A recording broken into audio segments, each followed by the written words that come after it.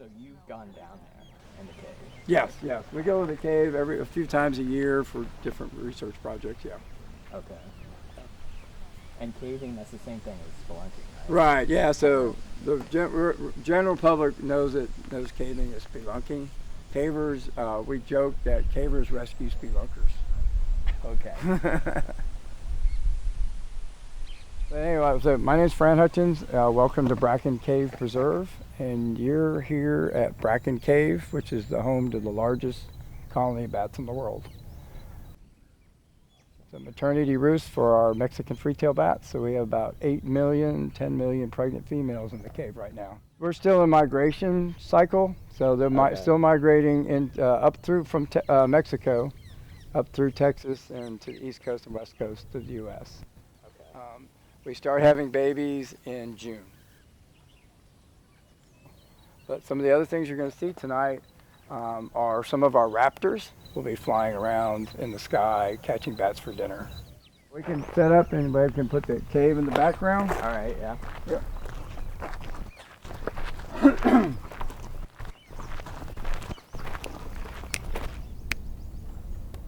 All right. Okay, so we're here in what we call the viewing area of Bracken Cave. So behind me is the entrance to the cave. So as you can see, it's in the bottom of a sinkhole. The sinkhole is about 80 foot in diameter and about 80 foot deep.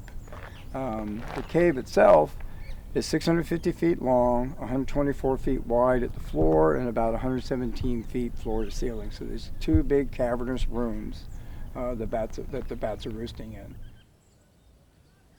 The bats have been using this cave for almost 10,000 years.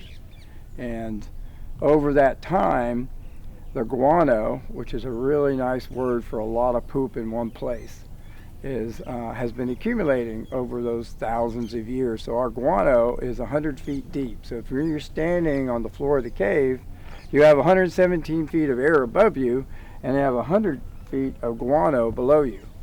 And another cool cave thing is when you look down at your feet, the floor of the cave is moving. And that is our domestic flesh-eating beetle population.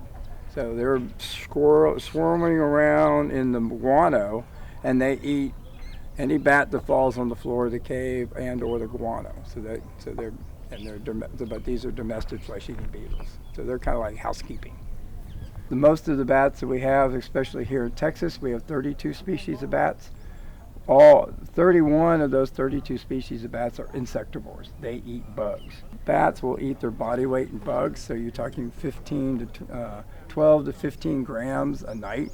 The 150 tons of bugs that the Mexican free-tailed bats are going to eat tonight, those are primarily crop pests.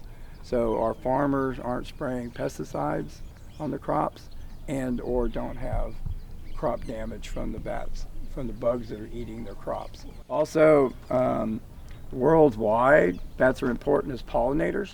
One that a lot of people are familiar with is an agave plant. That's where we get tequila from.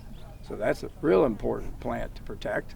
And then other bats are important seed dispersers. So they're eating fruits off of plants and spitting out or pooping out the seeds as they fly away.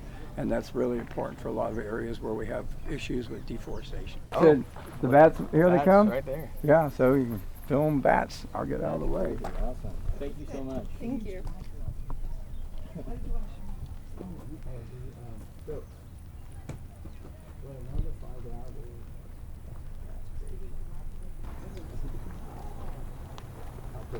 Hotel. Oh, cool. Yeah.